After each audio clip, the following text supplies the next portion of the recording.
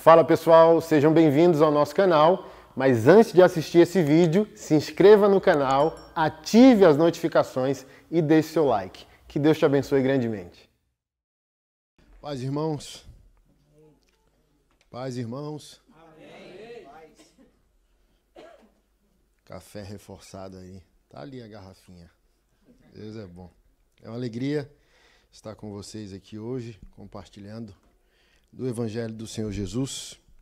A gente vai rodar um pouco na Bíblia hoje e eu vou tocar num assunto sensível, porém compreendido, desenvolve a vida do cristão.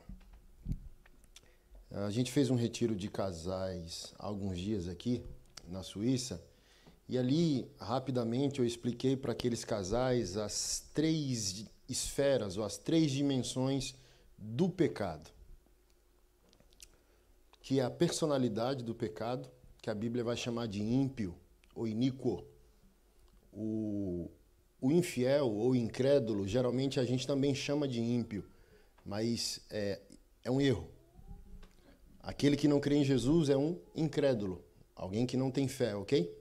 Um ímpio não é apenas um incrédulo, ele é a persona do pecado. Faraó, Hitler, Saul. É como se o próprio Deus, em sua soberania, antevendo a indisposição da pessoa a qualquer tipo de mudança ou arrependimento, Deus dá a essa pessoa o fim que ela deseja. Aí Deus cauteriza o coração dessa pessoa para julgá-la ainda mais no fim. É o caso de Judas Iscariotes, né? As pessoas... Quando a gente pega uma lente emocional e tenta ir para a palavra de Deus, vai falhar. Porque Deus, em sua soberania, não pode ser compreendido com as nossas emoções. Por exemplo, quando a gente ensina sobre juízo de Deus e ira de Deus, mais da metade dos evangélicos se emocionam assim, dizendo: que isso? Mas Deus não é amor? Pastor Anderson, que coisa apocalíptica demais. O evangelho é boas novas. Você já ouviu isso ou talvez você é ou foi essa pessoa? Por quê? Porque queremos compreender a ira de Deus a partir de um vetor, de uma plataforma emotiva.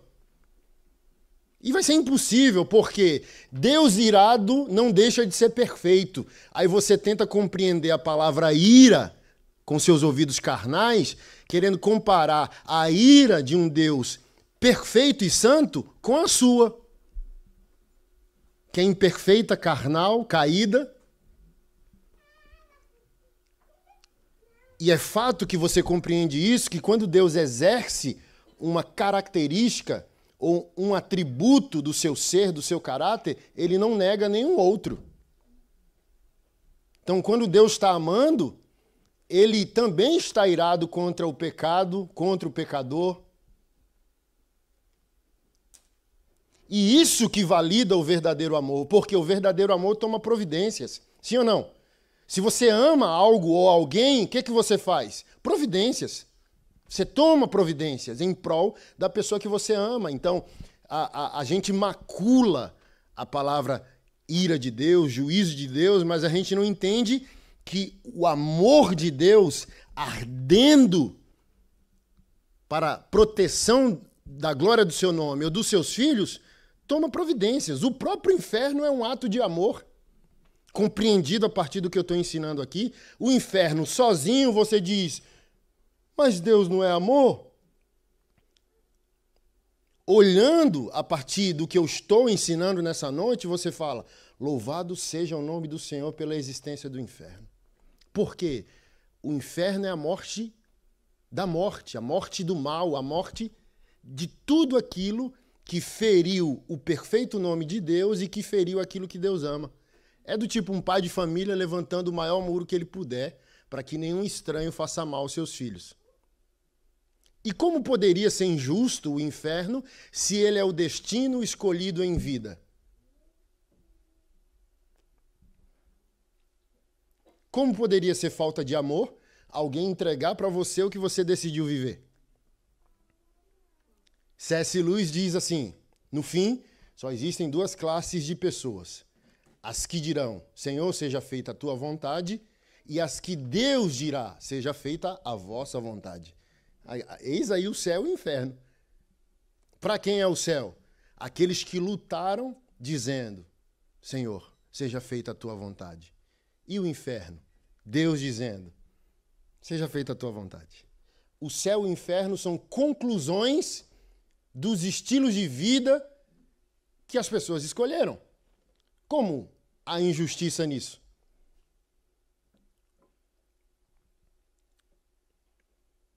Mas a falta de entendimento bíblico traz a nós o quê? Infantilidade moral, comportamental, espiritual, teológica. No retiro de casais, falando de maturidade, eu ensinei o quê? Quase todos os pastores cometem e cometerão o erro hermenêutico grotesco, a interpretação grotesca do relato da queda que gera o pecado original. Adão e Eva lá no jardim pecando.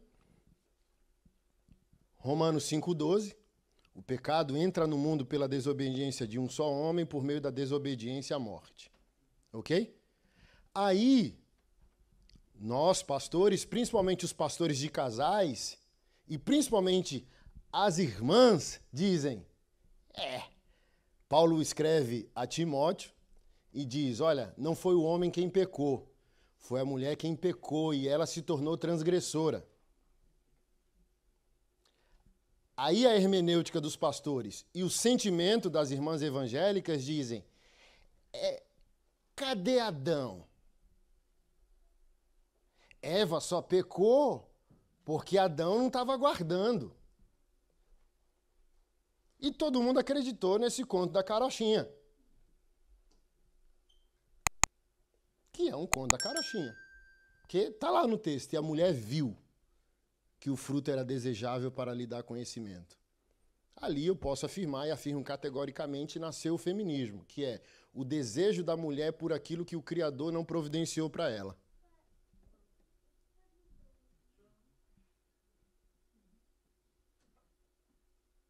Literalmente, se Eva pecou porque Adão não guardou a mulher, a gente está infantilizando a mulher dizendo que ela é o bebê do homem.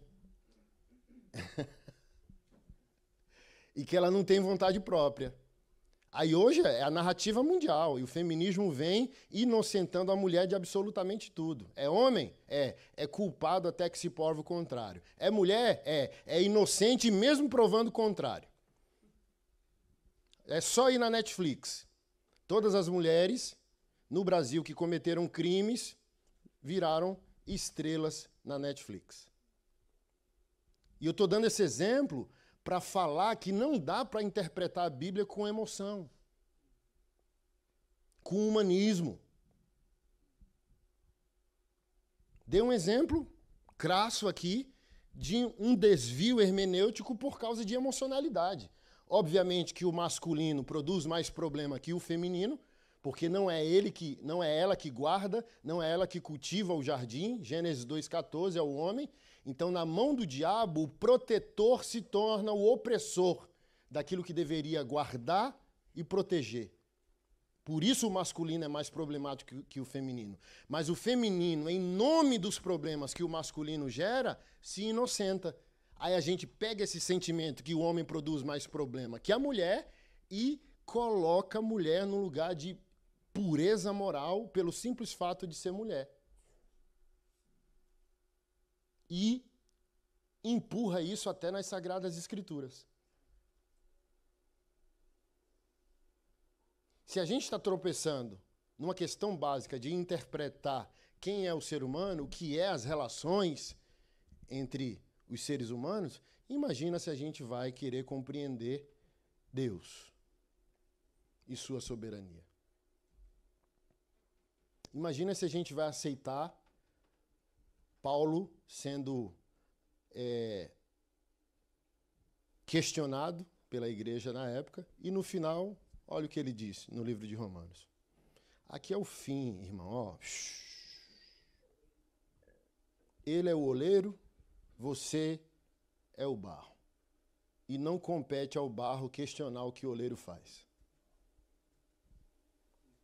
E isso é o Evangelho. O que é o Evangelho? A criatura entendendo, reconhecendo e se prostrando como réu no tribunal do Criador. E tudo que ele possa fazer é pura bondade, amor e graça. Ele não deve nada a você. Nada. E hoje a gente está vivendo o oposto. Procura Deus e procura a igreja para quê? Cura, restauração, prosperidade e tal. A igreja não é o seu supermercado? Por que não vem quando está tudo bem? Por que não dizima quando está tudo bem? Por que não louva quando não tem problema nenhum?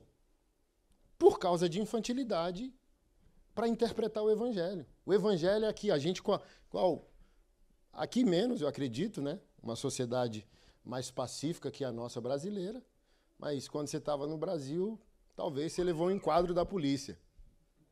O que é o Evangelho? A Bíblia se abriu, fui eu.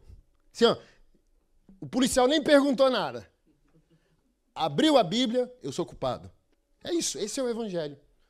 Qualquer coisa que Deus falar, qualquer coisa que a Bíblia argumentar, eu sou culpado. Mas hoje não. Na maioria de nós evangélicos. A igreja existe para nós como supermercado da fé.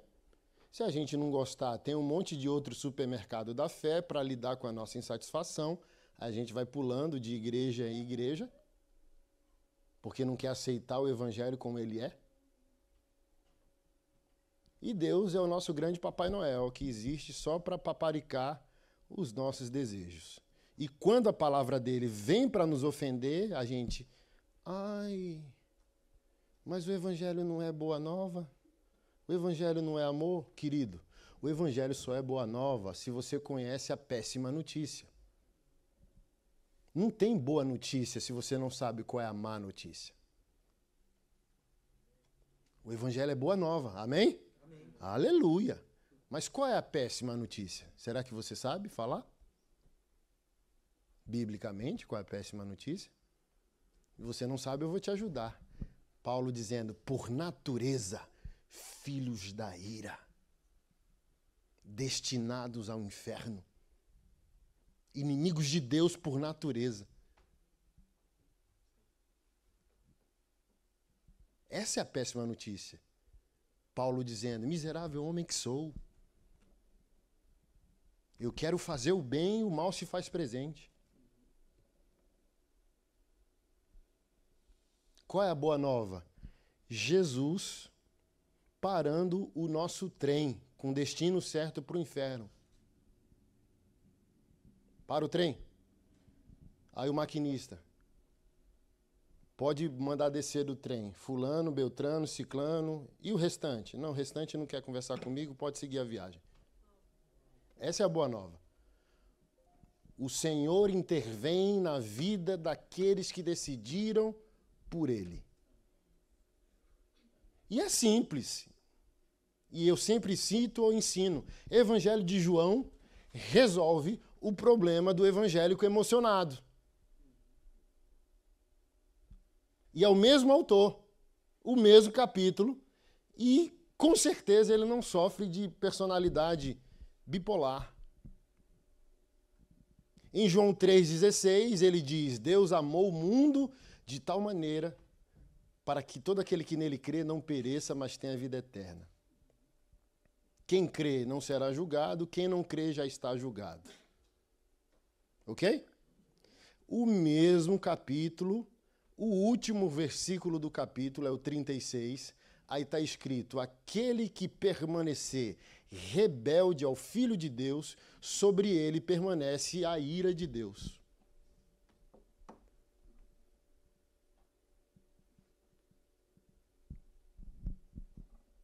Mesmo capítulo, mesmo autor. Qual a péssima notícia? Deus tem ira. Contra o pecado e contra o pecador. Por quê? Não tem como dividir o que você é e o que você faz.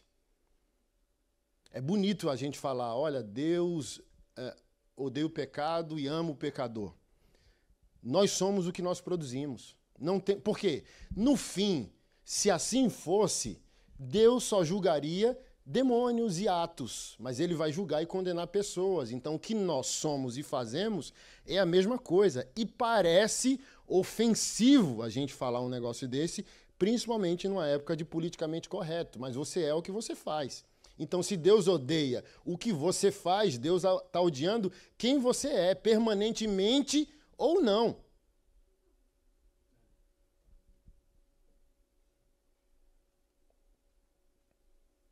Porque, por exemplo, alguém cometeu um crime. Quem vai preso? A atitude do criminoso ou o criminoso? Então não tem como desvencilhar o que você faz e o que você é. Mas qual é a grande questão que eu ensinei um pouco nesse encontro de casais? Personalidade do pecado, potestade do pecado e atitude pecaminosa. Esse é o luxo do crente e o original grego ajuda muito a nossa vida para a gente dividir uma coisa da outra. Por exemplo, Romanos 6, Paulo diz o seguinte: em Cristo o corpo do pecado é desfeito. João Batista, quando viu Jesus vindo, testemunha, eis o Cordeiro de Deus que tira o pecado do mundo. Nessas duas passagens, o pecado ali citado é a palavra grega hamartia, que define, na teologia, o que é a doutrina do pecado. Eles chamam de hamartiologia. Então, hamartia é a potestade, ou o principado do pecado, a natureza do pecado. O ímpio diz que ele é livre. Não tem como ninguém ser livre. Ou a gente é servo de Deus ou escravo do pecado. Não há liberdade. Com isso eu não estou dizendo que há determinismo, mas assim, o ímpio faz o que a natureza dele determina. Então ele está governado pelo principado. E é esse principado que Jesus destrói na cruz do Calvário. Ele tira o pecado do mundo. Ele desfaz a natureza do pecado. Aí nos resta agora as duas hipóteses. Mesmo Jesus tirando o pecado do mundo, eu posso decidir de maneira obstinada continuar nele. Se eu, de maneira obstinada, continuo nele, eu viro a persona do pecado. É como se o Venom, sabe, o corpo do pecado. Paulo está dizendo, o pecado existe sozinho em uma personalidade. Se você decidir por ele de maneira obstinada, você e ele se tornarão uma só pessoa. Aí o Venom vem, se apodera de nós e a gente vira aquilo ali. Aí por isso que eu citei esses caras. Hitler, 6 milhões de judeus assassinados. O que é isso? É uma pessoa decidindo personificar o mal. É Moisés dizendo, mas ele não vai me ouvir. Não, não vai ouvir mesmo não. Eu endureci o coração dele. Então por que Deus mandou Moisés? Para criar um testemunho histórico. E para mostrar o que ele é capaz de fazer. Só obedeça, não é da sua conta. Minha soberania decide e você obedece, ok? E o grego vai chamar essa personalidade do pecado de hamartolos. E no nosso caso, como filhos de Deus, discípulos de Jesus, cristãos evangélicos, temos apenas o comportamento ou atitude pecaminosa, que a Bíblia vai chamar de hamartano. E isso é maravilhoso, porque depois de Cristo Jesus, se Jesus, na crucificação, destruiu a potestade do pecado, então por que eu continuo pecando, pastor Anderson? Não, você não está pecando a partir da sua natureza, porque ela foi refeita. Você não está pecando a partir da sua nova personalidade, porque ela foi refeita. O seu comportamento é pecaminoso por inúmeros motivos. Um deles pode ser o quê? Infantilidade. Você não quer amadurecer. Em 1 João, capítulo 5, o que João vai dizer? Olha, se você vê um irmão pecar, ou confronte ou ore por ele. Mas se o pecado dele é para a morte, você não deve orar por ele. Ou seja, duas coisas diferentes. Então, João está dizendo, em outras palavras, o que eu estou tentando ensinar. Existem pecados a partir da potestade do pecado. Isso você não deve orar. Mas existe pecado que é só o comportamento do indivíduo. Por esse você ora. Porque comportamentos podem ser santificados, mas uma natureza má e obstinada, principalmente de quem já experimentou a boa nova do Evangelho, e a gente vai ver daqui a pouco no livro de Hebreus, é muito mais difícil. Por exemplo, um cristão que experimentou de tudo, do Espírito Santo, dos dons, da igreja, serviu, pregou, evangelizou, igual Judas Iscariotes, curou, foi apóstolo, tesoureiro. O cara era ladrão, gente. Está na Bíblia. Ladrão do ministério de Jesus.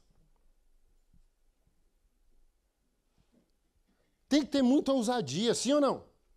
O Verbo encarnado, o Filho de Deus, te chama para perto, tu é tesoureiro do dinheiro que entregam a ele em gratidão para ele fazer a obra e tu, ó, rouba. O que é isso, pastor Anderson? É a personificação do mal. Por isso que teve esperança para Pedro, mas não teve para Judas. Porque não era o pecado, porque Pedro também pecou, sim ou não? Olha a diferença. Judas peca e não há esperança para ele. Pedro peca e é ordenado 3 dias depois do maior pecado da vida dele, que foi negar Jesus.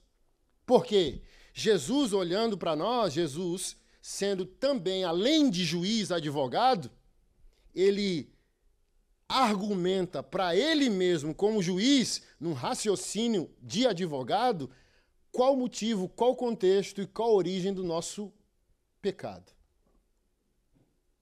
Então Jesus olha para Judas e diz, não tem jeito, é de dentro, é uma personalidade pervertida que não quer se render a mim. E Pedro, só imaturidade. Que a santificação vai resolver. E resolveu. Por que Pedro negou Jesus? Porque ameaçaram ele de morte. Então ele não queria morrer. E ele prometeu o quê? Matar e morrer. E Jesus disse, ó, ainda hoje, você me negará 3 vezes. E quando as pessoas falaram, olha, é discípulo dele, olha, fala como ele, ou seja, se ele reconhecesse, ele seria morto junto, ok? Mas a história da igreja, história do cristianismo, prova para nós que Pedro, antes de ser executado, não temia mais a morte e só pediu um último pedido para os seus algozes, que foi ser crucificado de cabeça para baixo, porque ele não era digno de morrer como mestre. Então é isso, ó, ele negou porque não queria morrer, mudou o comportamento, amadureceu, santificou, solidificou sua fé, sua perspectiva de eternidade e chegou a um momento de tamanha clareza e coragem que disse, ok, pode me matar. Isso pode ser de cabeça para baixo, porque normalmente de cabeça para cima vocês mataram o meu mestre. E eu sou indigno de ter uma morte semelhante à dele. Me crucifiquem de cabeça para baixo. Então, eu acho que você já está entendendo. O que eu estou querendo ensinar aqui hoje é por que a sua santificação, a sua maturidade evangélica estacionou. E você está administrando pecados de estimação. Então, o que está impedindo o seu progresso? Você ainda tem a natureza do pecado governando quem você é. E, no máximo, você é apenas um evangélico frequentador de igreja? Ou você é um filho de Deus, discípulo de Cristo, que estacionou porque estacionou numa zona de conforto, numa imaturidade, tá bom até aqui, eu não quero mais, porque unção traz responsabilidade, conhecer traz julgamento, então eu prefiro, até aqui tá bom.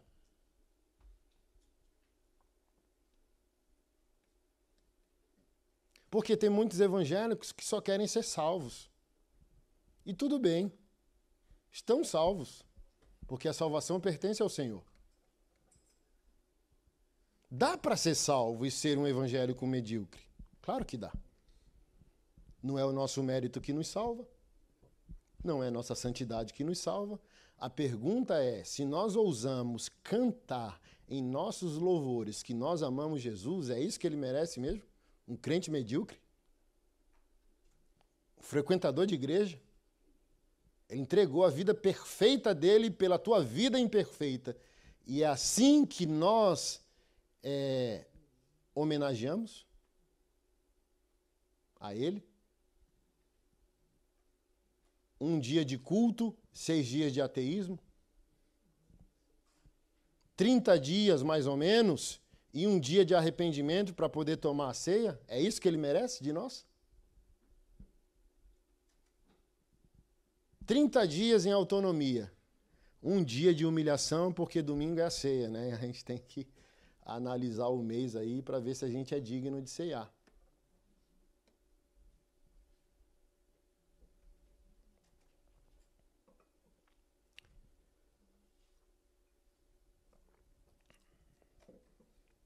Filipenses, capítulo 2.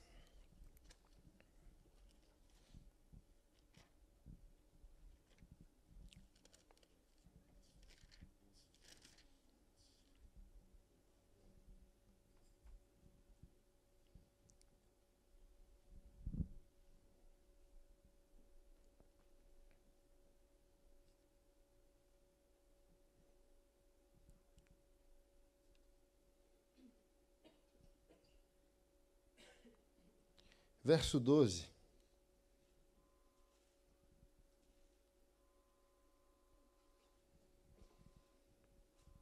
Está escrito: assim, pois, meus amados irmãos, como sempre obedecestes, não só na minha presença, porém muito mais agora na minha ausência, desenvolvei a vossa salvação com temor e tremor, porque Deus é quem efetua em vós tanto querer como realizar segundo a sua boa vontade. Olha que coisa interessante. Nessa versão, é a linguagem de hoje, né? É de mais fácil compreensão. Continuem trabalhando com respeito e temor a Deus para completar a salvação de vocês. A salvação não é completa? Olha que paradigma interessante. Paulo está dizendo. Com temor e tremor, intencionalidade, completem a salvação de vocês. Na versão que eu li aqui, desenvolva vossa salvação com temor e tremor. Desenvolver? Então não é um ato concreto? Se conecta ao que eu estou dizendo. O texto aqui vai falar de santificação e o que eu disse até agora sobre essas esferas do pecado onde nós estamos. Governados pela potestade do pecado, pecando só no comportamento, mas o coração, o espírito pertence ao Senhor, ou uma persona má, desfigurada pela natureza do pecado. Aí o processo santificador, que Paulo agora vai falar, nos ajudaria bastante a entender. A salvação, ela é completa e ela é ato autônomo de Jesus. Por isso, qualquer um de nós em mediocridade vai ser salvo. Dimas, na cruz do Calvário, prova isso para nós. 49 do segundo tempo, reconhece que é ladrão, que Jesus é inocente, entende que ele é o Filho de Deus, o Messias, se arrepende dos seus pecados. Jesus diz o que para ele? Ainda hoje estarás comigo no paraíso. E o cara inaugura o céu. Não foi um crente praticante, um dizimista fiel, um pastor, um obreiro, conservador. Foi um ladrão arrependido. Mas o que é mais interessante? Perdão de Deus não significa perdão dos homens. Jesus não é anarquista. Você viveu como um ladrão e vai ter que pagar o seu boleto. Então Jesus não tira ele da cruz, ele foi executado. Então, olha outra coisa emocional nossa. Mas Deus me perdoou. Glória a Deus. Mas você tem que arcar com o seu histórico. Porque são duas coisas diferentes, principalmente se você cometer um crime. Deus não vai anular ele. Igual eu vi um pastor no Brasil, né? de uma igreja famosa, mas que tem um foco só no triunfalismo, vendendo umas toalhinhas ungidas para os irmãos passar na fechadura do banco, para a dívida sumir. Aí eu falei bem assim, meu Deus do céu, não é possível que as pessoas acreditam nisso. Então Deus virou hacker, Deus virou furtador. Olha só, o pastor está dizendo que Deus rouba para poder perdoar o seu povo. Que o Espírito Santo é um hacker dentro do sistema do banco para apagar a sua dívida. É uma imoralidade, é uma blasfêmia. Deus é justo. Você pediu o dinheiro ao banco ou pediu o cartão de crédito, usou, usufruiu, gerou um dano a terceiros e agora você está ouvindo um falso profeta dizendo que Deus vai te perdoar ao ponto de sumir com a sua dívida? E a responsabilidade fica onde? E o amor ao próximo, seja pessoa física ou jurídica.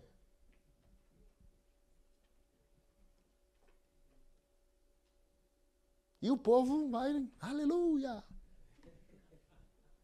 Não, não é Deus não. Mas voltando a Dimas, nem tempo teve de viver como um crente. Ou seja, Dimas é a prova que a santidade não salva. Ela é reflexo da salvação. Olha que coisa distinta que iria amadurecer a gente exponencialmente. Uma igreja imatura está ensinando de maneira rasa os filhos de Deus ao seguinte: mude e venha. Seja santo sozinho, depois venha para Deus. Por isso a gente está cheio de mérito, achando que a igreja é nosso mercado. Eu parei de fumar, beber, assistir novela e Big Brother, ou seja, agora Deus me deve porque eu deixei. E, querido, santidade não é mérito, santidade é gratidão. Mas a gente deixa as coisas para cobrar a Deus depois, entendeu? Eu sou um dizimista fiel, porque o Senhor está permitindo isso na minha vida. Imagina Paulo. Se você está certo com esse argumento, Deus odiava o apóstolo Paulo por tudo que ele sofreu.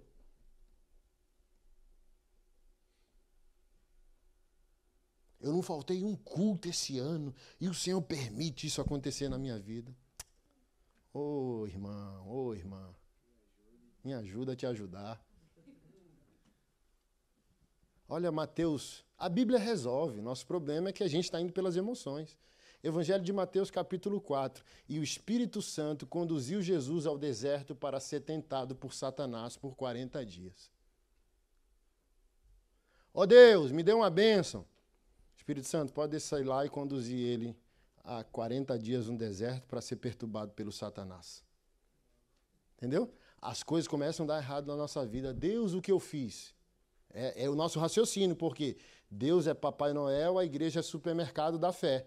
Aí quando as coisas dão errado, a gente suspeita que é Deus nos entregando a Satanás. Não, mas às vezes é Deus o autor dos nossos problemas. Por inúmeros motivos. Um deles é a sua santificação. Sem o deserto, ele não te aprimora. Porque o que está escrito no livro de Hebreus?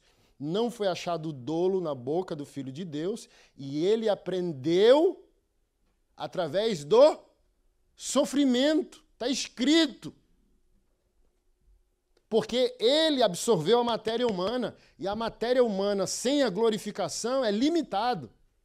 Jesus não tinha um corpo pecaminoso, mas ele tinha a pressão da queda sobre a sua matéria. E tendo essa pressão do pecado sobre a sua matéria, você tem que forçar a conexão com Deus. É o que eu sempre falo, todo mundo quer uma vida abençoada, próspera, espiritual, santa. Ninguém quer 40 dias no deserto, com o diabo perturbando você, uma cruz para você morrer e um Judas para te trair na intimidade. A gente é muito engraçado. Jesus, eu quero me parecer contigo. Aí o Senhor fala, amém. Quer os 40 dias no deserto?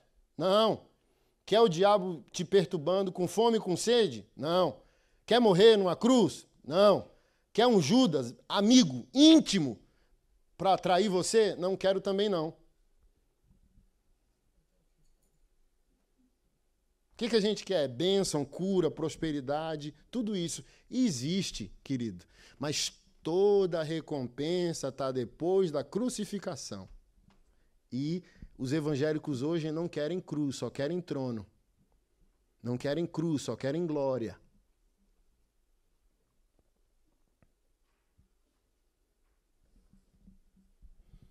Até porque a maioria de nós não quer mais obediência, só conveniência.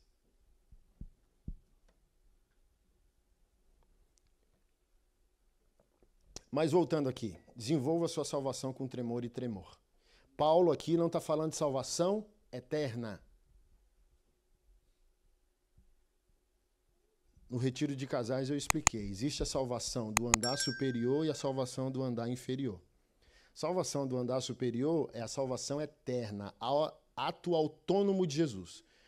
Romanos 9, Romanos 10, aquele que crê com o seu coração e confessar com a sua boca que Jesus Cristo é o Senhor, esse será salvo. As Escrituras também dizem, aquele que invocar o nome do Senhor será salvo. Por isso Dimas foi.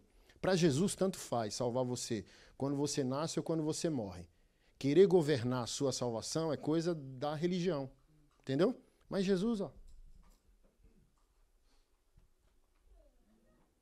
Jesus te salva sem você. A Bíblia diz o quê? A salvação pertence ao Senhor. Acabou. Julgamos tudo.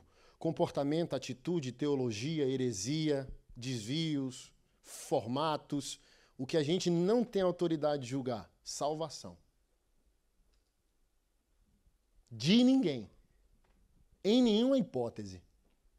Porque ela pertence ao Senhor, não é departamento nosso, insistir nisso nos incorre em juízo.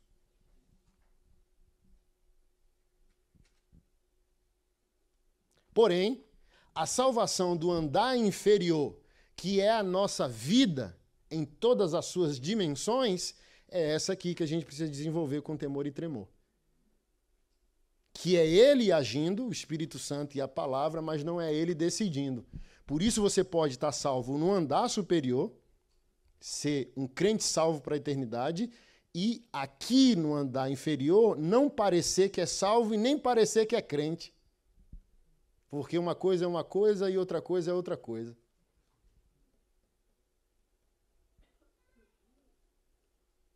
E o que Paulo está pedindo?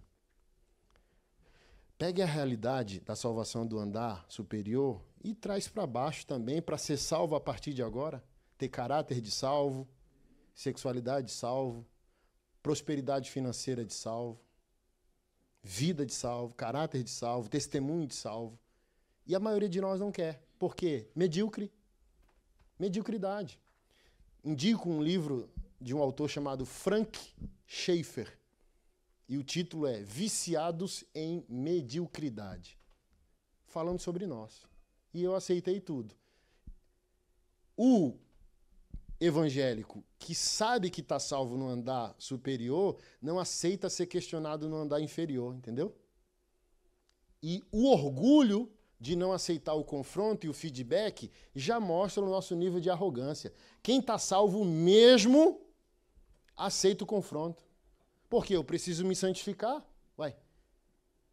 Até o inimigo, quando me ataca, seu ataque não está totalmente mentiroso. Existe um percentual de verdade até naquilo que o inimigo está falando contra mim. E o que eu tenho que fazer? Aprender. Aprender para crescer, aprender para evoluir e não me ofender. Aí você percebe que evangélico se ofende com muita facilidade? Eu só questiono isso no Brasil por causa da idolatria política, sabe? Homens viciados em um monte de questões sexuais e, em nome da política, defenderam família tradicional. E eu falei bem assim, e o vício seu aí, vai abandonar quando? E o contatinho seu, vai abandonar quando? E a traição conjugal, que eu sei que está na sua vida? Você está defendendo família no Instagram? Aí os caras dão um berro desse tamanho. É isso que está acontecendo, entendeu? O cara está salvo, tem uma arrogância de Deus ser dele, mas ele não está exportando a salvação de cima para a salvação de baixo. Para que as pessoas, uau, entendeu? Para que as pessoas acessem o caminho estreito que é Jesus, mas façam isso através de um atalho que é a minha e a sua vida. Que a minha e a sua vida seja uma transparência sobre o reino de Deus. Que as pessoas olhem para nós, vejam uma coerência e vá. Obviamente que o evangelho, nem a igreja, nem a palavra é o açúcar do mundo. A gente é o sal, ok? Spurgeon disse, nós somos algo que o mundo quer cuspir e não engolir. Mas incoerência afasta o incrédulo.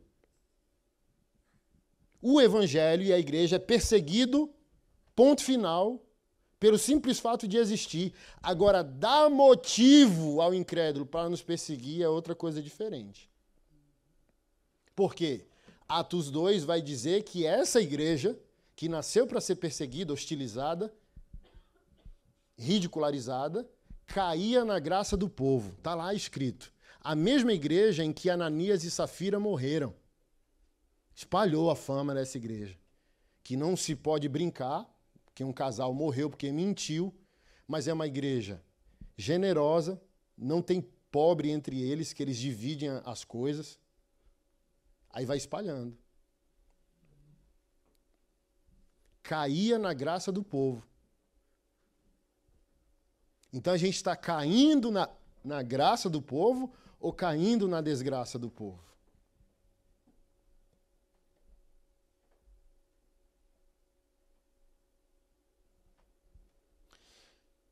No original grego,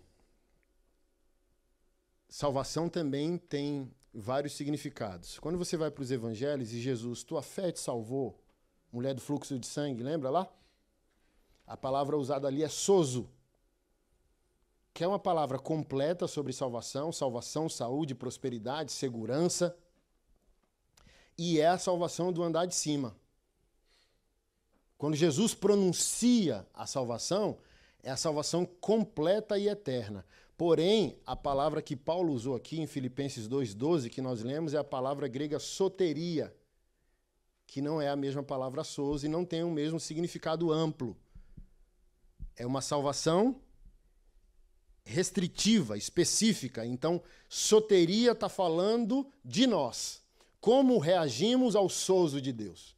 Então, sozo é a salvação completa, perfeita e eterna. E Paulo está dizendo, porque a salvação que Jesus te deu, que é o sozo, não está interferindo em sua salvação social, seu estilo de vida, sua soteria. Então, você está salvo para lá, mas não está salvo a partir de agora. Então desenvolva. Ou seja, para desenvolver eu preciso ser humilde, aceitar um confronto como esse que a palavra está me dizendo e aceitar que existem áreas da minha vida que não estão redimidas.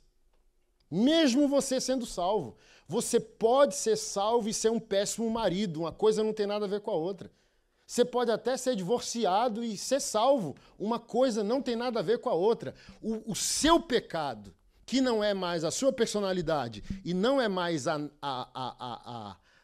potestade do pecado na sua vida, é a sua conduta, não tira imediatamente, só se você se entrar nos dois extremos. Mas ela não afeta a sua salvação eterna, mas ela vai afetar o quê? O seu reinar em vida. E a vida prometida em João 10, eu vim para que tenham vida e tenham ela em abundância. Então você vai chegar na porta estreita da salvação, quase não chegando, de tão baleado que você está, sem perna, sem braço, rastejando. E Jesus falou, que tribulação, hein, meu filho? Quase não chega. E nós podemos chegar lá inteiros, porque a gente desenvolveu a salvação com temor e tremor. Então, o que Paulo está dizendo? É a mesma coisa que Tiago disse. Tu tens fé? Tenho. Mostra-me com as tuas obras.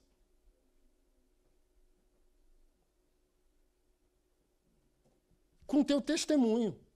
Tu tens fé? Eu li hoje um texto, uma frase que um cara concluiu uma mensagem minha. Aí ele fez uma frase dele, mas baseado numa mensagem. Deixa eu abrir aqui. Está no meu Instagram. Eu falei, uau, graças a Deus, vale a pena ensinar, Porque às vezes tem alguém do seu lado que está desprezando o seu ensino e tem alguém longe que você nem sabe quem é, que está honrando o seu ensino e está vivendo em plenitude. Eu achei extraordinária, achei. Se a questão fosse apenas sobre acreditar em Cristo, até mesmo os demônios teriam salvação. Baseado em Tiago 2,19. Tem fé? Tenho. Até os demônios creem e tremem. Ou seja, eu já preguei sobre isso. Existem demônios mais evangélicos que muitos evangélicos. Porque eles estão acreditando no evangelho e tremem. Porque a sentença soberana está chegando. Lembra do gadareno? Jesus, por que nos perturba antes da hora? O que é isso? Eles acreditam no evangelho, estão dizendo, em outras palavras, que o Deus soberano deu uma agenda, um relógio, que ainda não se concluiu. O demônio, em outras palavras, está dizendo para Jesus, vocês, a Trindade, deram para nós a autoridade de destruir quem não é teu. Não chegou o dia do nosso juízo? Porque você não quer permitir que eu destrua quem não te obedece. E eles pediram, está lá no texto, olha que demônio obediente, olha que demônio evangélico, que demônio crente. Eles não são discípulos de Cristo e nem filhos de Deus, mas são bons crentes, porque o que é um crente? Aquele que crê. O que é um evangelho? Um evangélico? Aquele que crê no evangelho. O demônio crê no evangelho, só não obedece. Eles pediram. Então o Senhor nos permite sair do homem e entrar nos porcos? E o evangélico virou um bebê folgado, pressionando a igreja, pastores e Cristo na lista do supermercado religioso deles. E os demônios, com reverência, pedem permissão a Jesus.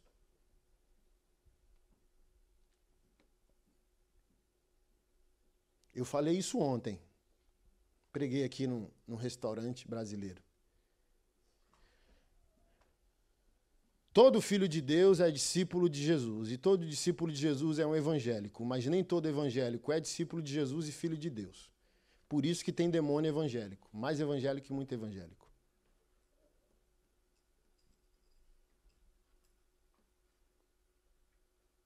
Então hoje nós estamos com igrejas lotadas de evangélicos. A pergunta é se esses evangélicos são filhos de Deus e discípulos de Jesus. Porque todo mundo também apela à paternidade de Deus. Deus é meu pai. 1 João diz que é necessário receber poder de Deus em Cristo Jesus para se tornar filho. Quem te faz filho de Deus é o senhorio de Jesus. Se você não é discípulo de Jesus Cristo, você não é filho de Deus. Pastor, Bíblia, irmão, vamos para a Bíblia. Pega uma Bíblia de estudo, aí você vai lá no rodapé final, aí você vai contar quantas vezes Deus é chamado de Pai. E você vai contar quantas vezes Jesus Cristo é chamado de Senhor. E eu já vou dar um spoiler, tá? Por volta de 320 vezes no Novo Testamento, Jesus Cristo é chamado de Senhor. Palavra grega, Kyrios, ou Cúrios. E Deus é chamado de Pai menos de 120 vezes. Então, o que eu posso concluir sem estar exercendo uma fé? Jesus Cristo Deus só é Pai de quem Jesus Cristo é Senhor. O Novo Testamento evidenciou mais a rendição ao Filho do que o amor do Pai. Aí a gente lembra de Salmos 2. O que está escrito lá? Beije o filho para que o pai não se irrite. Quer estar em paz com Deus? Quero. Submeta-se ao filho.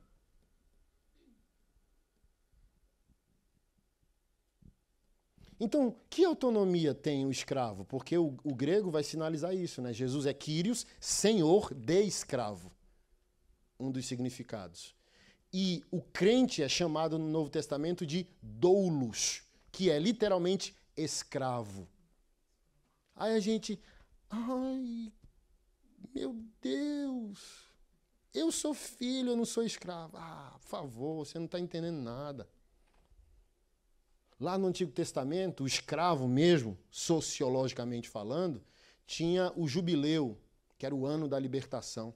Quando essa pessoa entendia o coração do seu senhor, voluntariamente ele ia lá, lembra do servo da orelha furada? E falou, não quero ir embora não. Aí o senhor dele ia lá no umbral da porta e furava a orelha dele. Então ele era voluntariamente servo daquele senhor. E na graça de Jesus, o senhorio não é uma imposição, é uma voluntariedade por entendimento em amor. Jesus, eu sou o teu escravo, não porque tu me oprime, mas porque eu quero, mas porque eu entendi o teu amor. Então eu sou voluntariamente teu escravo. Escravo da tua palavra, da tua direção, do teu espírito, do teu amor para com o mundo. Usa-me. Desgasta-me na tua obra e na tua vontade. Você concorda comigo que nas últimas 2 décadas a diaconia da igreja tem morrido? Porque o mundo vem subvertendo, enlouquecendo, e todo crente é cidadão. E essa subversão dos valores na sociedade tem entrado em alguns de nós e entrado nas igrejas. Então, por exemplo, eu já falei isso muitas vezes. E louvo a Deus pelo Ministério Bola de Neve, porque eles ainda mantêm a terminologia de que? Diácono. Mas você vai lá, para essa pessoa que não está sendo filho de Deus, discípulo de Jesus, é um evangélico, aí ele vai para a igreja e a igreja chama ele de voluntário. E o voluntário faz se quiser. Ficou leve. Diácono não. Porque diácono impõe o quê? Servo, serviçal. Estou convertido há 24 anos, não é muito tempo. Mas de 24 anos para cá, eu estou vendo isso morrer. E hoje, esse fenômeno aí, a igreja é grande, porém é rasa, porque não existe mais nas nossas costas o peso da obediência. Pelo contrário, tem o peso da cobrança. Cobramos Deus, os pastores, a igreja, sem total convicção que a gente está entregando. A gente só pode cobrar se entregou, varão. É igual no casamento. Não dá para cobrar uma boa esposa se é um péssimo marido. Não dá para cobrar um péssimo marido se é uma péssima esposa. A gente só pode cobrar o saque se a gente fez o depósito.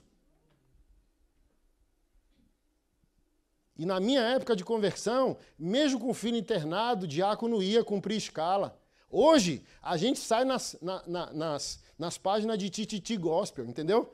Pastor Anderson oprime diácono que estava com filho internado. É isso? Hoje a gente pressiona a igreja e está nas capas dos Tititi Gospel aí da vida. Entendeu? Antigamente não. O filho internado ia lá dar um beijo, orava, dava um beijo na esposa, vou para a igreja, cumpra a escala e eu volto para te cobrir na madrugada. Ninguém morreu. Deus não desamparou, porque enquanto a gente cuida dos filhos dele, ele cuida do nosso. O meu está lá. Toda vez que eu viajo para ensinar a homens e a casais, meus filhos são atacados na saúde. Me pouparam, meu espírito revirado. Eu falei, você já ligou lá em casa, Keila? Não, tá tudo bem, não sei o quê, bababá, bababá. Meu filho, internado. Uma grama de preocupação, pastor Anderson? Nem uma grama. Não me deve nada? Deus não me deve nada.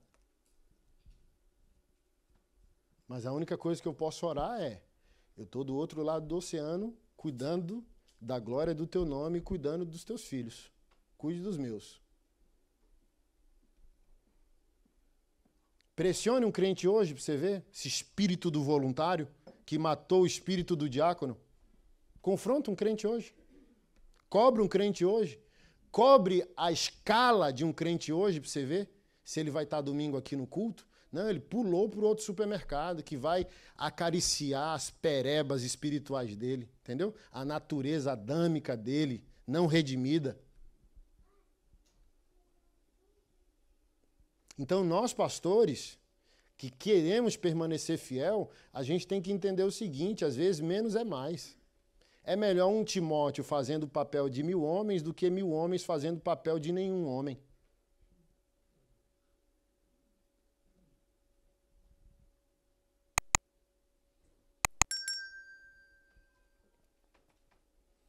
Desenvolva a vossa salvação com temor e tremor.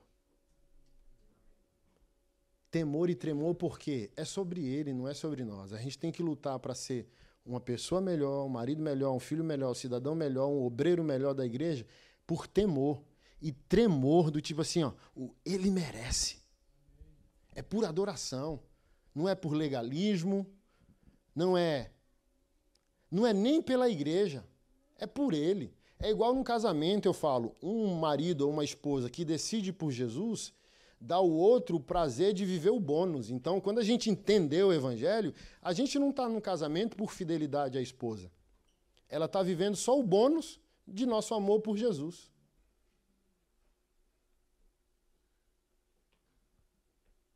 Meu marido ama Jesus. Aí ela vai viver o benefício desse compromisso que a gente tem com Jesus. Então, se você está com Jesus, a igreja vive o benefício de você estar com Jesus.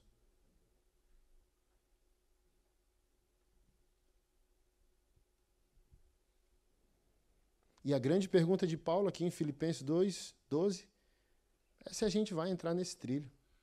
Pedro viveu esse trilho. Era um cara explosivo, não era um cara profundo, um erudito, um conhecedor da teologia, da história, da filosofia da época como Paulo. Era um pescador, e se era um pescador, foi rejeitado na escola de algum rabino para aprender a profissão do pai. Mas em Atos, que é um livro escrito por Lucas, está escrito que as pessoas se assombraram. Se assombraram porque foi Pedro que explicou Atos 1:8, dizendo que os irmãos não estavam embriagados, porque ainda eram 3 horas da tarde, mas era uma ação do Espírito Santo, cumprindo uma promessa que foi dada. E ele deu uma aula de teologia, resumidamente, e as pessoas, uau! Em outra passagem perguntaram, esse homem não é aquele homem? É o melhor presente que a gente pode dar a Jesus, é a pessoa comparar a nossa timeline. Essa pessoa aqui de 2024, é aquela pessoa que a gente conheceu em 2010? É. Está escrito em Atos. Então, verdadeiramente, essa pessoa esteve com Jesus. Olha o que falaram de Pedro. E esse cara aqui, dando essa aula profunda de teologia, tomado pelo Espírito Santo, é o mesmo cara que a gente viu brigando com a faca de cortar peixe há 14 anos atrás? Era o mesmo cara explosivo? É o mesmo cara sem educação formal? Então, a igreja é um bom lugar. Eu acho que eu vou nessa igreja aí domingo. Então, esse Jesus aí transforma mesmo. Eu vou perguntar onde é a igreja. É isso? Quando eu digo que você é o atalho para o caminho, o mundo está te assistindo. O grande evangelista D.L. Moody disse isso em outras palavras. De 100 pessoas, apenas uma vai ler a Bíblia, mas as 99 vão ler o crente. Por que a gente tem que desenvolver a salvação do andar de baixo?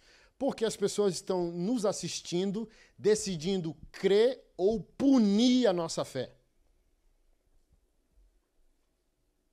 Se essa salvação não for desenvolvida, as pessoas vão concluir, então a igreja não é um bom lugar.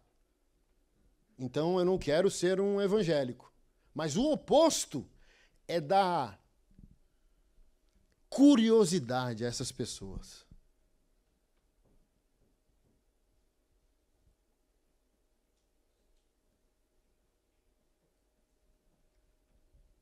Então Jesus não merece, gente, uma fé dominical às custas de um ateísmo semanal. Jesus não é digno disso.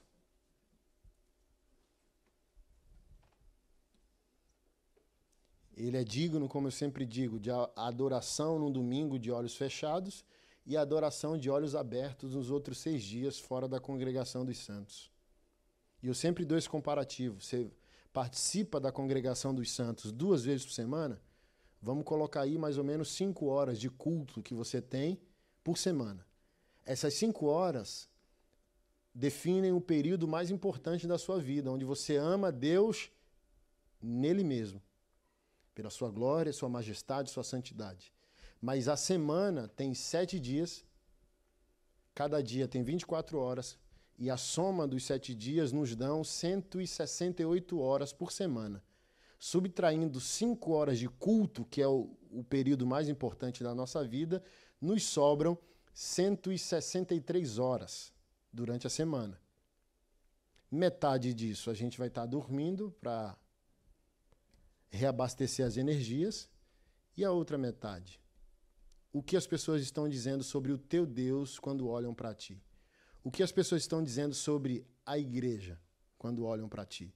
O que as pessoas estão concluindo sobre o que é ser um evangélico quando olham para ti? Então eu pergunto para você, as 5 horas são mais importantes pelo fundamento. 5 horas eu amo Deus em Deus, 163 horas eu amo Deus no outro. Na prática, o que é mais importante? 5 ou 163 horas? 163 horas, velho. Só faz sentido congregar com os santos se você decide ser santo, não geograficamente. Porque, vamos lá, sem desenvolver a salvação com temor e tremor, nós definimos que a santidade ela é geográfica. Ela está aprisionada a um endereço. Por exemplo, Igreja Bola de Neve em Genebra. 5 meses, pastor, que vocês estão aqui, certo? O lugar de onde vocês saíram não era a igreja, o lugar que vocês estão também não. A igreja Bola de Neve está reunida aqui nesse galpão, mas esse galpão ele não foi construído com a finalidade sacra. Então, esse espaço aqui, nós poeticamente chamamos de igreja, mas biblicamente ele não é a igreja está aqui. Eu expliquei isso ontem. A igreja tem uma casa, mas a casa não é a igreja tem um galpão, mas o galpão não é a igreja. Você tem uma família, sim ou não? Se você comprou ou alugou uma casa, a casa não é a família. Você está aqui? Ou seja, amado irmão, a sua santidade é móvel, não é geográfica. Então você vem para o culto, os pastores, os dons abastecerem seu tanque e, pega o beco e vai dar fruto. Mas o que está acontecendo? A gente só quer ser evangélico. Mais um culto. Às vezes vem, às vezes não vem. Quando vem, não vem para somar. Ou seja, não fede nem cheira. Aí pedir para essa pessoa ser relevante para a glória da igreja que ele congrega fora dela é pedir demais.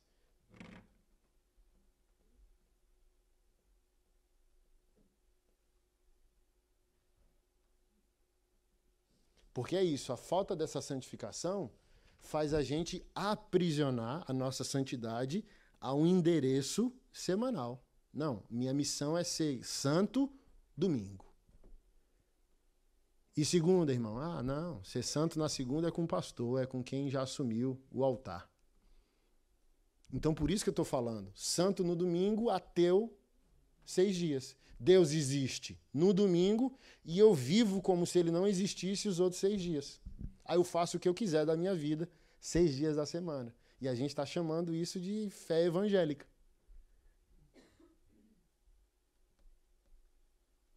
E deveria ser o oposto. Eu congrego com os santos, congrego com a igreja para entregar ela me entregar de volta e eu sair do culto coletivo para ir para o culto individual e entregar para o outro que a igreja me entregou. Na vida, no trabalho, nas relações, no casamento, na criação dos filhos e por aí vai. Então, ontem ali no restaurante eu repliquei uma fala que, se não me fala a memória, é de Jimmy Swaggart, um pastor americano. A igreja cresceu em dimensões oceânicas, porém com a profundidade de uma piscina plástica de uma criança. E esse é o problema de todo fariseu. Esse é o problema de todo religioso que se torna dono de Deus e vigilante da salvação dos outros. A salvação para eles é fixa, tem um CEP. E que Jesus Cristo disse sobre isso? Levaram 70 anos para reconstruir o templo. Aí Jesus, está vendo esse templo? Tô. Eu destruo e refaço em 3 dias.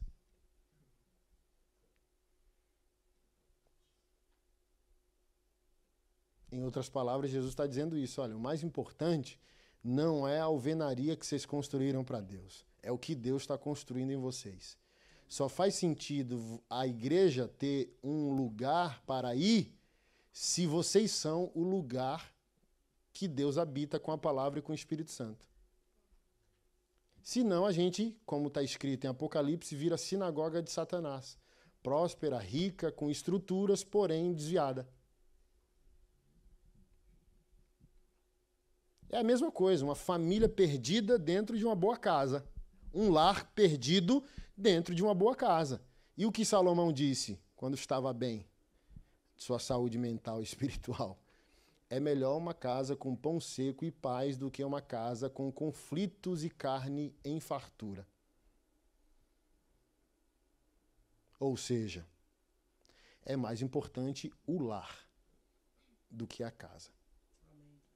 É mais importante a aliança, as relações, o aprofundamento, a obediência, o entendimento.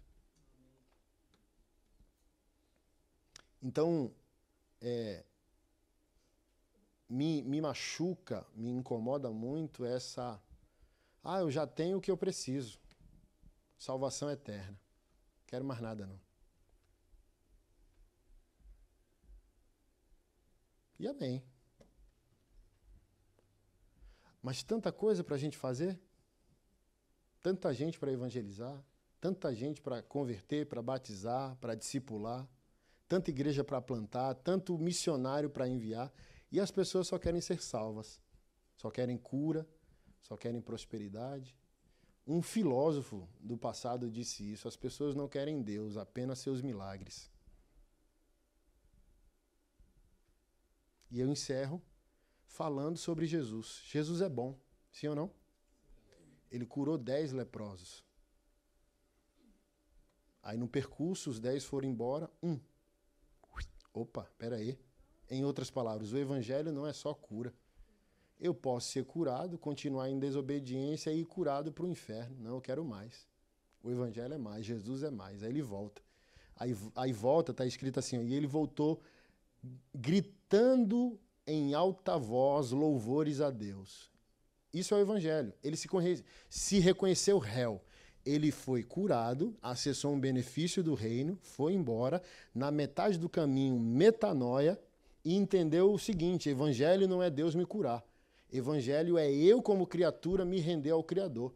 Aí volta louvando, gritando, para todo mundo ouvir. Aí Jesus, que não cura condicionalmente, senão isso seria amor de demônio. É igual a igreja que distribui cesta básica para o pobre e diz: se faltar o culto, não tem mais cesta. Isso é amor do Satanás. Deus faz porque é bom e ponto final. Eu questionei todos os benefícios aqui para tentar nos amadurecer, mas eles existem.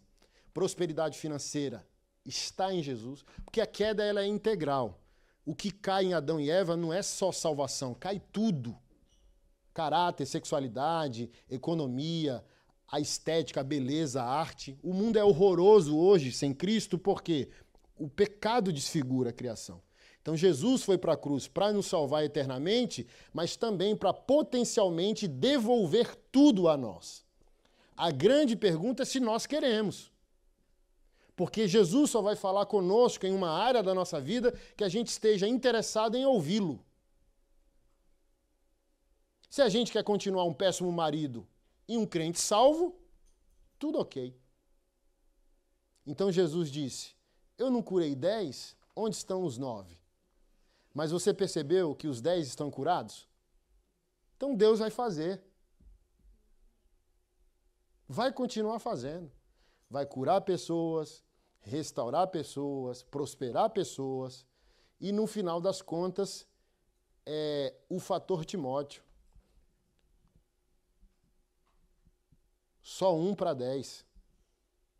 Então 9 pega a bênção e se desviam, 9 pega a bênção e continua ou na persona do pecado ou na potestade do pecado. E só 1 volta para ser nova criação. Só 1 volta para se tornar filho. Só 1 volta para se tornar discípulo. Só 1 volta para obedecer. Jesus, quero cura. Ele mesmo disse, vocês não me seguem porque eu estou pregando a verdade, porque eu sou filho de Deus. Vocês me seguem porque tem pão e peixe quando a reunião acaba. Então o povo ia para merendar. Como diz o Tiririca, né? Quero merendar. É isso? Ó, tem um milagreiro aí, o Messias, o Nazareno. Ele prega uns trem bom, mas o mais bom é que ele faz umas mágicas no final com as comidas e a gente come que sobra. Dá até para levar uma marmita para casa. Então bora. A gente é igual assim, ó. Tomara que não exista esse aqui em Genebra. Os caras do louvor vêm, toca e depois fica na porta da congregação lá. É isso. A gente fica lá, sabe? Aleluia. Glória a Deus. A gente vai lá, fica lá, faz uma coisinha sagrada, depois vai barulhar, chaveca as meninas, fica na porta da congregação, mas não dá para sair de lá porque no final a comida é boa. Ó. E Jesus, mesmo sendo Deus, pensa numa coisa que ele gostava? Comer. Olha, quando ele ressurge dos mortos, diz que ele faz uma fogueira na areia da praia e assa um peixe. Vocês não me seguem porque eu prego a verdade. Vocês me seguem porque tem Bolsa Família.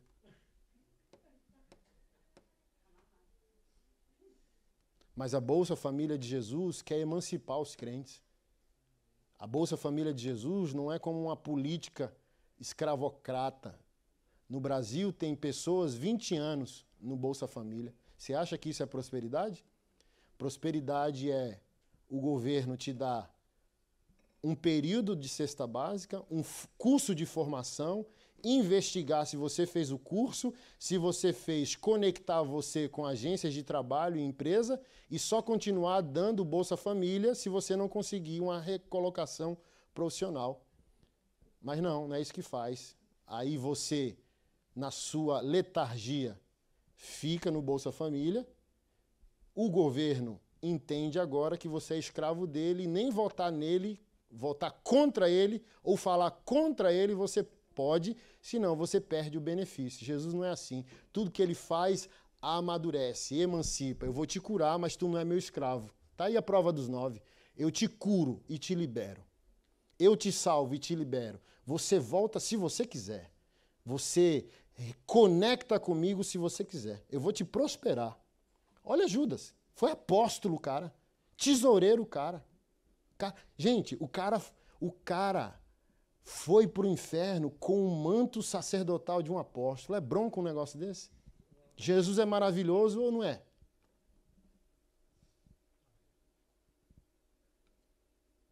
Jesus dá a nós o que nós estamos interessados em receber.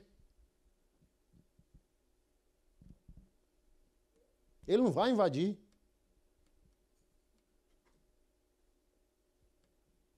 Jesus eu entendi. E essa área da minha vida não está santificada, não está transformada, não está redimida. Você entrega aquilo ao Senhor e o Senhor vai entregar a você os princípios da palavra que precisam direcionar o seu novo comportamento naquela área da sua vida. Mas se você falar, não, eu posso ser evangélico e não ter caráter. Posso ser evangélico e ser mal pagador. Posso ser evangélico e ser um péssimo pai. Posso ser evangélico e ser um péssimo marido. E tá tudo ok. Aí Jesus fala, tá tudo ok para mim também. Ele não vai tirar você da mediocridade. Ele vai tirar você da mediocridade se você quiser sair da mediocridade.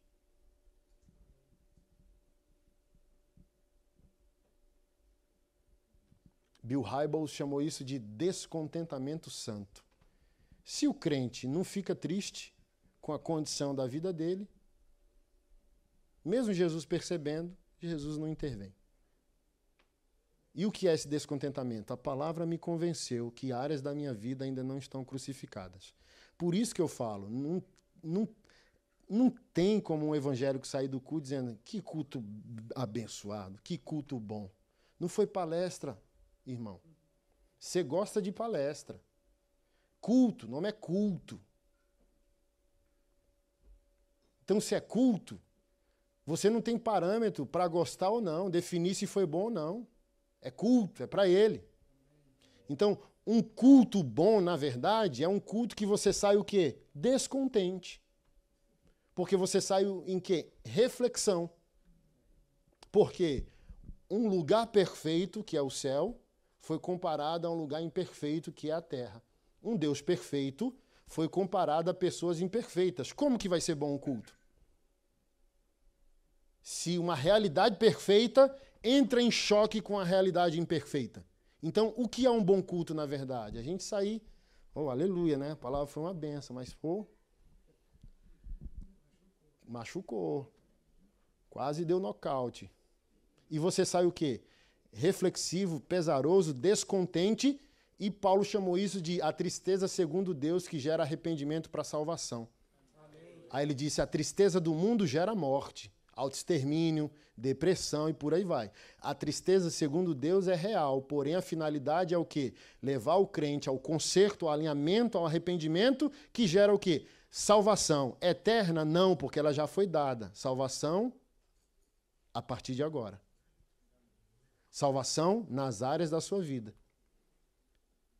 Você vem para um culto e você é o mais aleluiado da igreja, ora em línguas, profetiza, tem visão de raio-x, vê demônio e anjo em tudo que é lugar. Aí você vai num culto de homens que eu ministro. Aí você vai sair indignado. Porque eu vou provar para você que você é um marido muito aquém de quem você deveria ser e do que a Bíblia espera de você. Aí você... Caramba... Porque até aquele momento você achou que estar aleluiado, cheio do Espírito Santo, orar em línguas, interpretar, profetizar, ver anjo, ver demônio, dar pirueta santa, era o suprassumo da sua fé. E é muito importante, muito bom, mas é como uma mexerica. Pronto, achei o exemplo. Sabe a mexerica? Ou a laranja pocã? Você abre ela e ela é cheia de gomos. Então a laranja toda é a salvação eterna. Fechadinha, lacradinha. A mexerica é a salvação eterna que Jesus te deu. Mas quando você abre a mexerica, ela está cheia de gomo. É cada área da sua vida que tem que ser salva a partir da sua iniciativa. Amém. Meu caráter, minha sexualidade, minhas finanças. Aí tem gente que pegou a mexerica e falou, não, tá bom demais, aleluia, estou salvo, entendeu? E tá lá intacta. Então você tem que abrir e usufruir. Porque a promessa, João 10, como eu citei, é vida em abundância. Então tem um marido crente, é até servo da igreja, aleluiado, mas ele é, contra a esposa, um mentiroso profissional. Que nem consegue mais falar a verdade, porque se perdeu num ciclo de mentiras. E eu sempre dou esse exemplo. O cara acorda 6, 7, 8 da manhã para trabalhar, vai tomar um café, já meditando, refletindo, conjecturando, que nova mentira contar, porque ele precisa de uma nova naquele dia, para que a esposa não descubra a primeira que ele contou. Então, às vezes, ele já está na 100ª mentira, para que a primeira não seja descoberta. Aí a pergunta que eu faço é, isso é qualidade de vida? Isso é vida em plenitude? Não. E tem gente que está satisfeita, entendeu? Sou evangélico, servo da igreja, tenho um ministério, sei que eu sou salvo, a Bíblia me afirma, mas aceita ser fraturado em uma área da vida como essa. Porque tem outra coisa, tá? Mesmo você, sou salvo, se há uma obstinação no pecado, há de se questionar essa salvação. Se nunca há mudança, é de se questionar. Eu não concluí, né? A santidade, ela não salva, mas a santidade é a reação imediata à salvação. Então você não muda para ser salvo, porque o autor da salvação é Jesus. Mas se Jesus te salvou, você vai mudar. hoje, amanhã, semana que vem, o ano que vem, mas a mudança vai ocorrer. Amém. Por quê? 2 Coríntios 5, 17 a 21. Eis que todas as coisas velhas se passaram, eis que tudo se fez novo. Então, a mudança, ela é obrigatória, não de maneira farisaica, mas de maneira orgânica. Se Jesus te salvou, a mudança ocorrerá. Então, não tem como ficar num determinismo calvinista, né? Olha, salvação não se perde. A Bíblia diz que não se perde mesmo, mas a pergunta é, quem te salvou?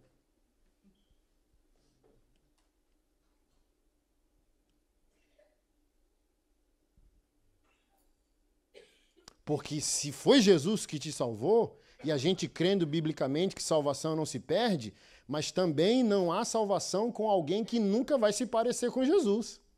Entendeu? É assim, ó. Ô varão, esse bebê é teu mesmo. Ó, vai passando os anos, esse menino não é tua cara não, varão. É isso, entendeu? Não, rapaz, eu sou de Jesus, eu sou filho de Deus. Aí vai passando os anos e a nossa cara é do outro. É o filho de Deus com a cara e o fruto do Satanás.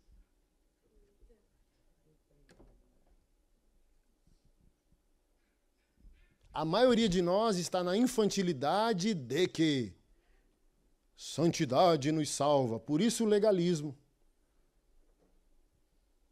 Mas se você é salvo, haverá mudanças fundamentais, concretas. E é a melhor salvação, a mais linda, é você ver um crente que deixou porque a palavra e o Espírito agiram.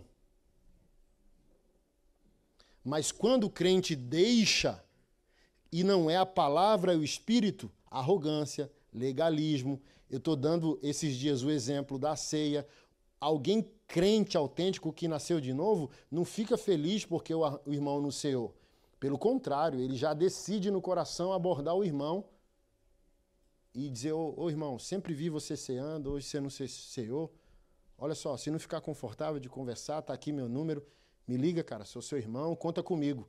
Mas tem assim, ó, crente, tem evangélico tão arrogante e tão ignorante no que é santidade, que quando o pastor manda lá 1 Coríntios 11 para ele se avaliar, e ele se sentiu digno de pegar os elementos e viu que alguém não pegou, vem uma vaidade religiosa.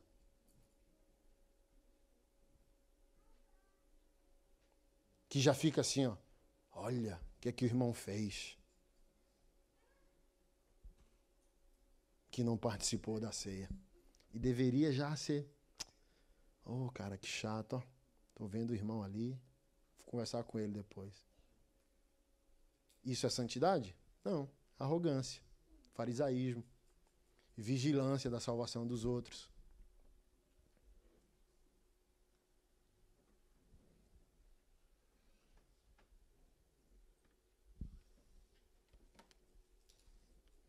Uma das esposas que Bob Marley teve, falou que ele foi batizado na piscina da casa dele 6 meses antes dele morrer de câncer. Olha que doideira.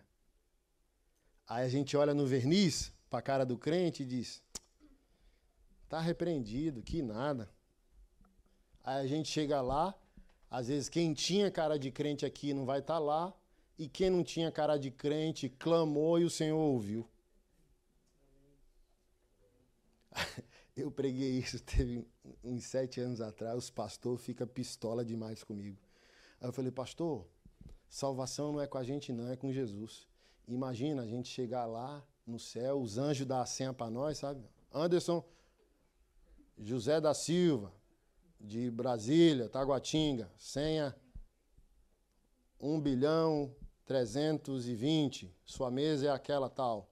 Aí daqui a pouco todos os santos sentados para a Assembleia Solene, que o pastor dos pastores vai vir, mas Jesus gosta de ser louvado com música, sim ou não?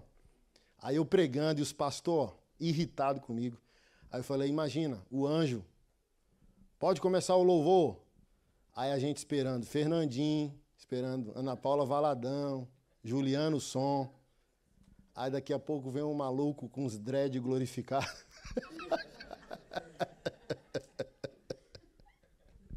Aí a gente, ó, obviamente que não vai se escandalizar, porque a natureza vai estar perfeita lá, mas a gente, ó, o quê?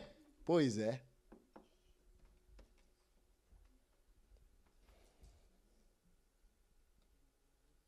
Pois é, meu irmão. Cuide de sua santificação e pare de vigiar a salvação dos outros. O Senhor não te chamou nem para ser advogado dele, nem para ser vigilante dos outros. Ele te chamou para ser testemunha. Testemunha vê e replica, testemunha o que viu. Então ele não quer ser defendido, você não é advogado dele, mas também você não é vigilante de ninguém. Faça o que você tem que fazer e glorifique ao Senhor. Deixe isso com ele. Sua responsabilidade é desenvolver a sua salvação com temor e tremor. Amém? Fica de pé, vamos orar.